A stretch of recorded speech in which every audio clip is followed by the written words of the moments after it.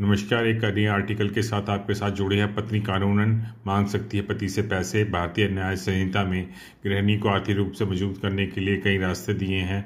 इसमें आश्रित महिला किसी भी आर्थिक तंगी का शिकार ना हो तो इसलिए वो अपने पति से पैसे मांग सकती है। ये एक वकील हैं जिन्होंने अपने जो कानून है भारत में, जो न्यायपालिका में कानून है, उनको बता रहे हैं। और घरेलू महिला जो है कई तरह से पर्याप्त नहीं होते खर्चों के लिए, लाचारी का सामना करना पड़ता, तो अपने पति से भरण पोषण का जो हक है, जो मासिक खर्चा मांगने का अधिकार है, इस पे हम आज डिस्कस करेंगे।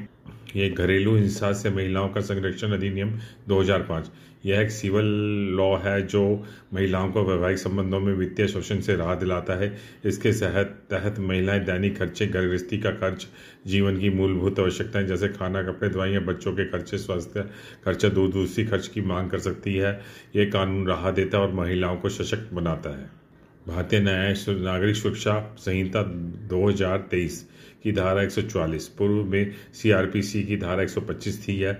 इसके तहत अगर महिला को शादी करते समय स्वयं का खर्चा उठाने में समस्या हो रही है या अपेक्षित है, तलाक के बाद भी अपने स्वयं के भरण पोषण नहीं कर पा रही है, वह पति से जो मासिक जो खर्चा है वो डिमांड कर सकती है।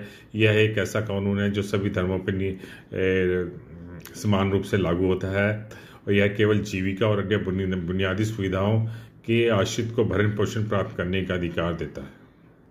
कोई भी कानूनी प्रक्रिया करने शुरू करने से पहले पति पत्नी को यह समस्या खुद सुलझानी चाहिए, जैसे कि पारिवारिक परामर्शदाता, काउंसलिंग सेंटर, राज्य महिला आयोग की मदद भी ले सकते हैं और समझौता करके समय और धन की बचत होती है इससे। भरण पोषण के लिए क्या कानूनी क्रिया है? महिला नज़दीकी फैमिली कोर्ट में आवेदन दे सकती है। मजिस्ट्रेट के सामने घरेलू हिंसा कानून 2005 के तहत याचिका दायर कर सकती है। धारा 144 BNSS के तहत हर महीने भरण पोषण के लिए आवेदन भी किया जा सकता है। हालांकि आवेदन के लिए किसी वकील की सलाह जरूर लें। शादी का प्रमाण पत्र, आय के सबूत और जैसे दस्तावेज भी तैयार रखें। इस कानून के कई अन्य पहलू भी हैं कि कितने पैसे मांग सकते हैं पति, कानून कितनी राशि की डिमांड कर सकती है। यह कई कारणों पे, कई फैक्टर्स पे डिपेंड करता है। पति की आय, पत्नी की जरूरत, दंपत्ति की जीवन शैली, आश्रितों की संख्या आदि को ध्यान में रखते हुए निर्धारित किया जाता है। इसका उद्देश्य केवल पत्नी को सम्मानजनक जीवन ढंग अपना जीवन जी सके, ये है। भरण पोषण मासिक या एकमुश्त रूप दोनों रूप से दिया जा सकता है, किंतु यह देखा गया है इसे मासिक रूप से आवधिक रूप से भुगतान पत्नी को किया जाता है।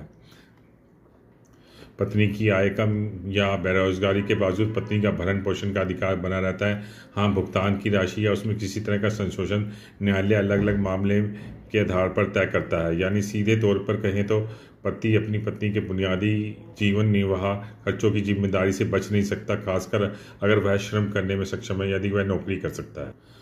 पारिवारिक समझ के आधार पर भी यदि महिला घरेलू व्यवस्था को संतुलित रखना चाहती है तो पति से बात करके अपनी निश्चित धन जमा करवा सकती है और इसे अपनी इच्छा अनुसार स्वतंत्र रूप से जरूरत के अनुसार खर्च और बचत कर सकती है। ये था हमारा आज का आर्टिकल। पत्नी का कानूनन मांग सकती है पति से पैसे।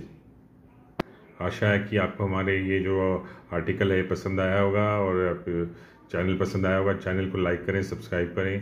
धन्यवाद।